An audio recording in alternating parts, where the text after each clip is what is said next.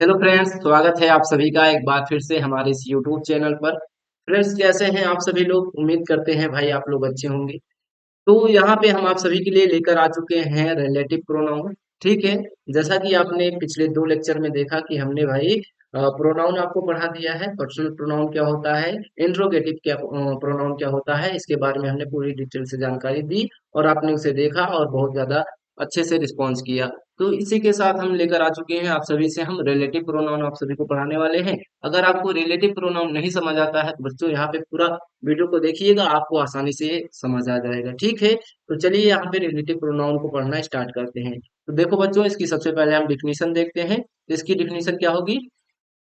सबसे पहले देखिए, तो the pronoun which connects two sentences and reveal it's relation with the nouns used before it is called relative pronoun.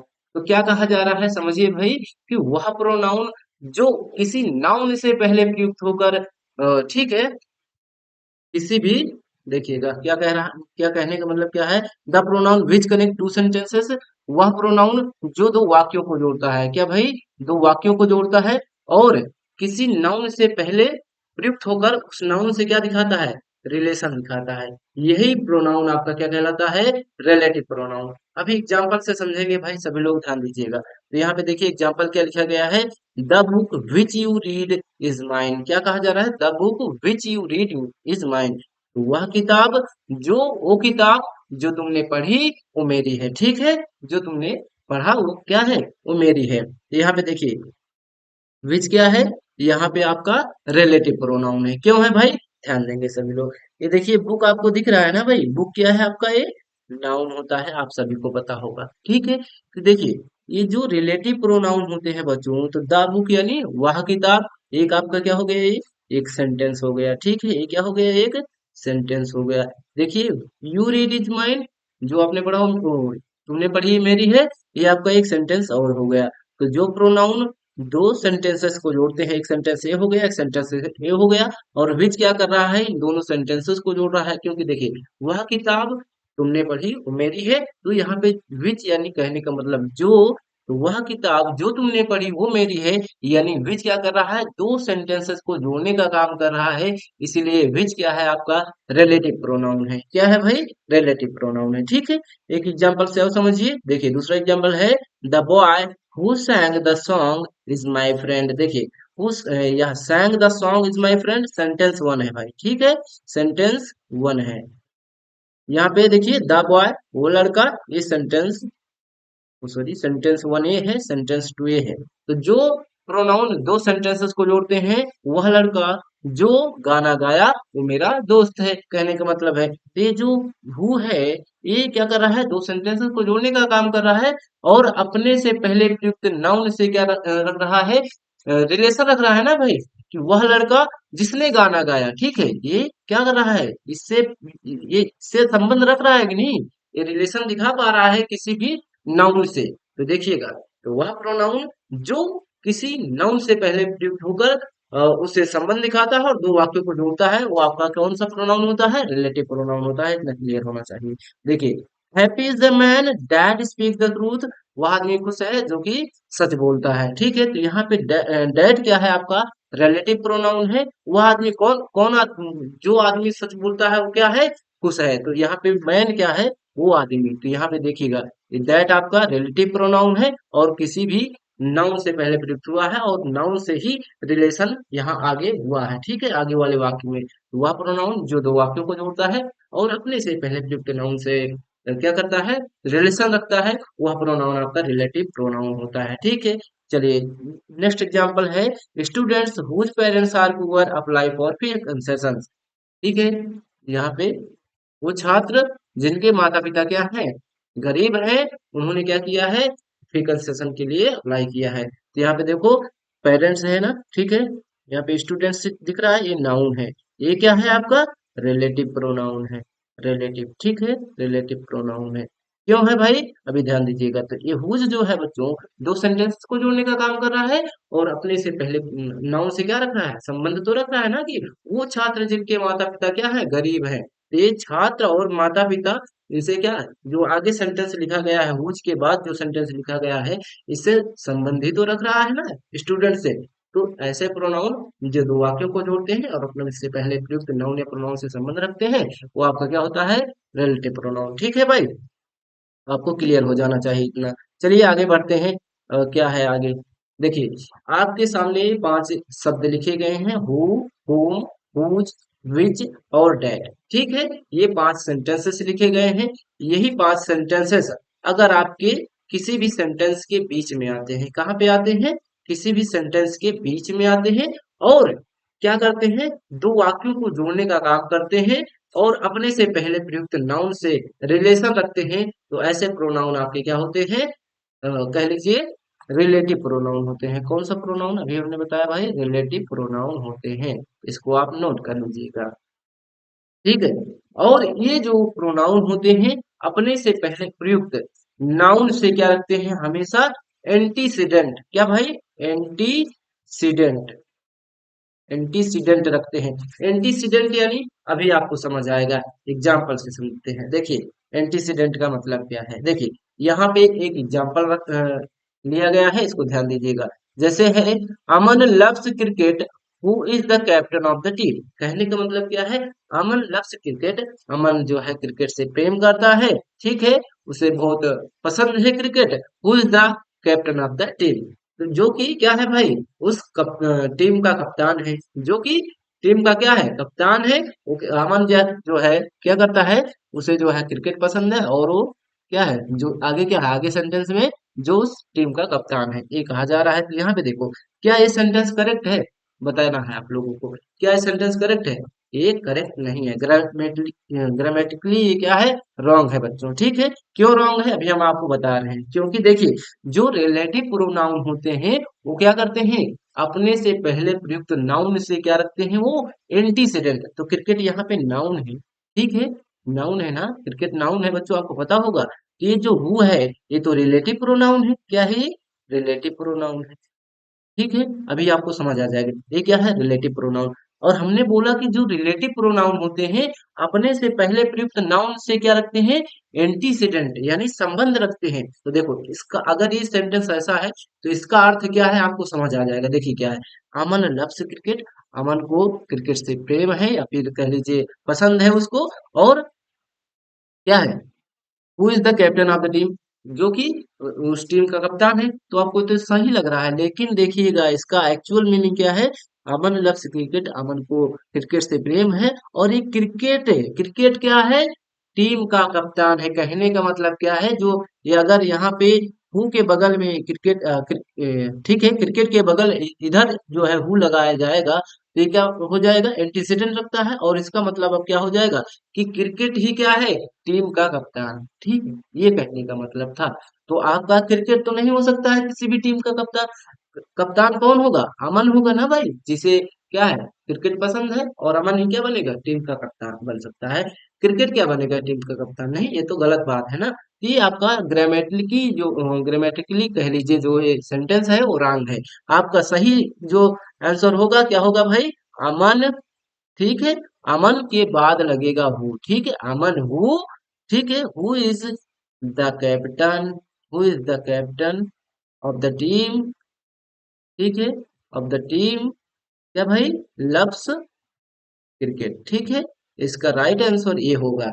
ठीक है, देखिए अब जो है आपका ये रिलेटिव प्रोनाउन क्या कर रहा है, अपने से पहले प्रयुक्त नाउन से क्या रखेगा, एंटीसीडेंट रखेगा, और आपका ये अब सेंटेंस क्या हो गया, सही हो गया, क्योंकि अमन से अब अमन ही बन सकता है ना भाई। Aman who is the captain of the team loves cricket, Aman जो भाई क्या है उस टीम का कैप्टन है, उसे जो है क्रिकेट पसंद है। कहने का मतलब सीधा सीधा हो गया, तो ये आपका राइट आंसर हो जाएगा। ठीक है बच्चों, आपको इतना क्लियर हो जाना चाहिए। तो देखिएगा, the position of relative pronoun must be as close as possible to the antecedent. ठीक है, वही कहने का मतलब है कि जो रिलेटिव प्रोनाउन होते हैं अपने से पहले नाउन से क्या रखते हैं, एंटीसीडेंट रखते हैं। आपको इतना क्लियर होना चाहिए। और देखिएगा यहाँ पे आप वापस आते हैं, देखिए ये जो हु होता है बच्चों, इनका प्रयोग जो है ये किसके लिए आते हैं भाई, ये व्यक्तियों के लिए आते हैं। किसके लिए भाई, व्यक्तियों के लिए। ठीक है, पर्सन्स के लिए यूज किया जाता है, पर्सन्स के लिए। ठीक है, ये जो हुम होता है इनका भी इस्तेमाल हम पर्सन्स के लिए करते हैं, ठीक है, इनका भी इस्तेमाल हम पर्सन्स के लिए यानी व्यक्तियों के लिए करते हैं। लेकिन दोस्तों इनका ये जो हु होता है इसका प्रयोग एज एन सब्जेक्ट किया जाता है, लेकिन जो हुम होता है एज एन ऑब्जेक्ट किया जाता है किसी भी सेंटेंस में इसका प्रयोग, ठीक है।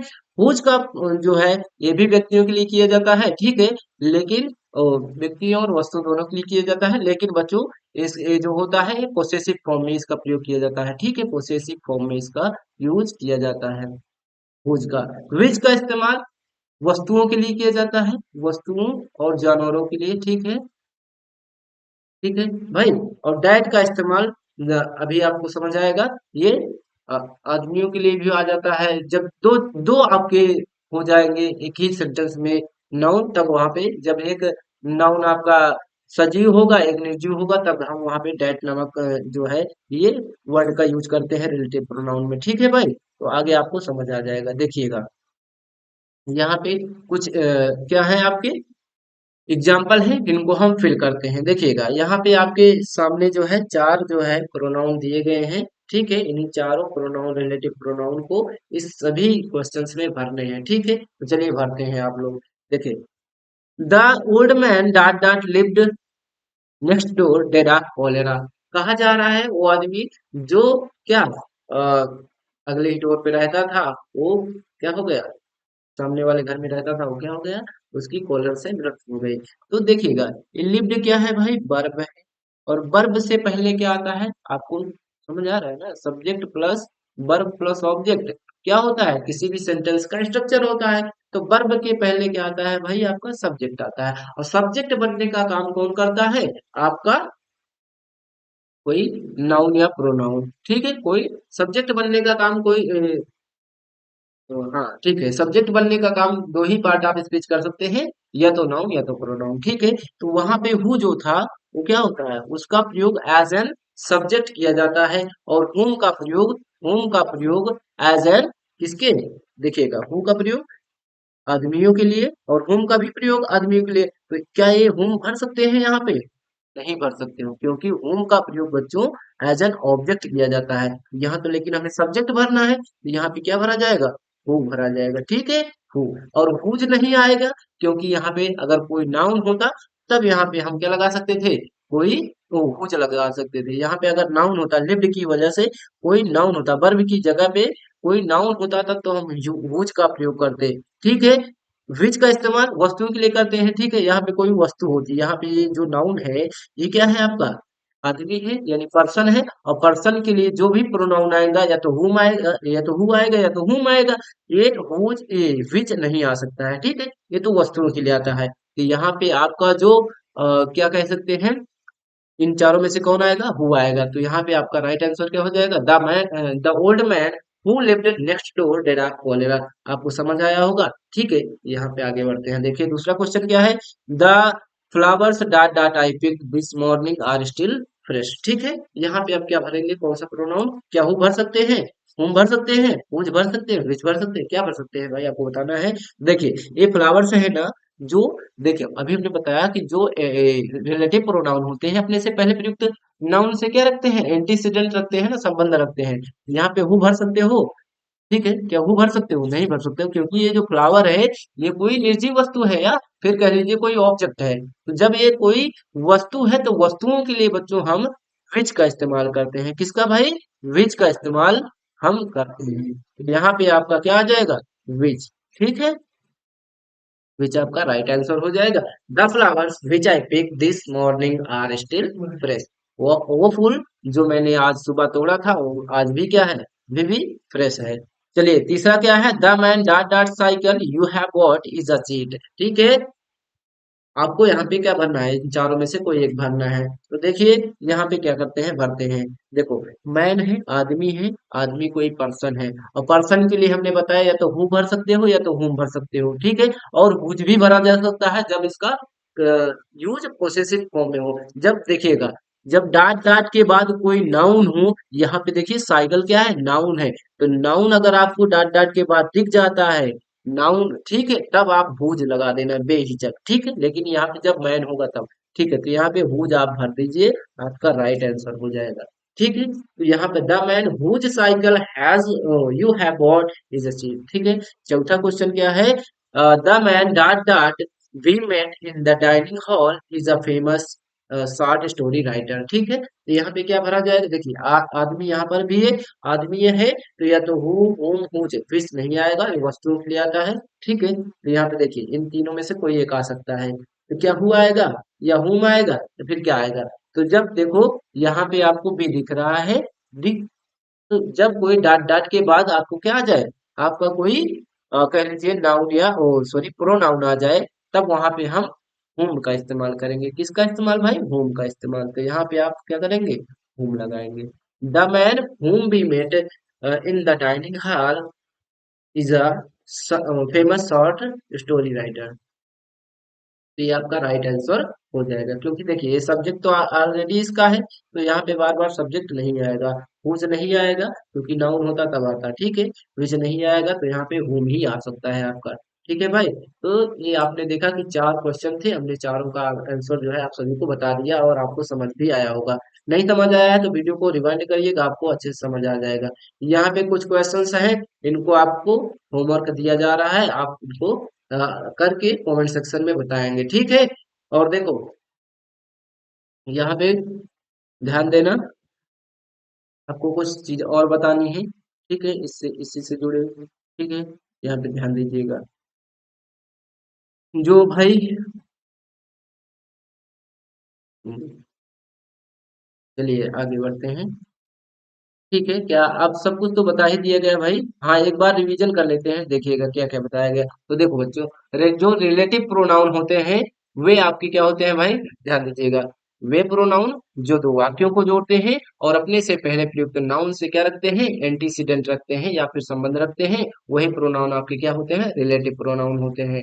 रिलेटिव प्रोनाउन कौन कौन से होते हैं, हु, होम, विच। ठीक है, कह लीजिए हु हो गया, होम हो गया, विच हो गया, और आपका क्या हो गया, हुज हो गया। ठीक है, ये सभी क्या होते हैं, जब आपके वाक्य के बीच में आते हैं और अपने से पहले प्रयुक्त नाउन से संबंध रखते हैं, तो आपके क्या होते हैं, रिलेटिव प्रोनाउन होते हैं। ठीक है, तो आपको इतना क्लियर हो गया होगा। और इनका इस्तेमाल तो हमने बता ही दिया कि भाई हु का प्रयोग आदमियों के लिए किया जाता है एज एन सब्जेक्ट, और हुम का प्रयोग भी आदमियों के लिए किया जाता है एज एन ऑब्जेक्ट।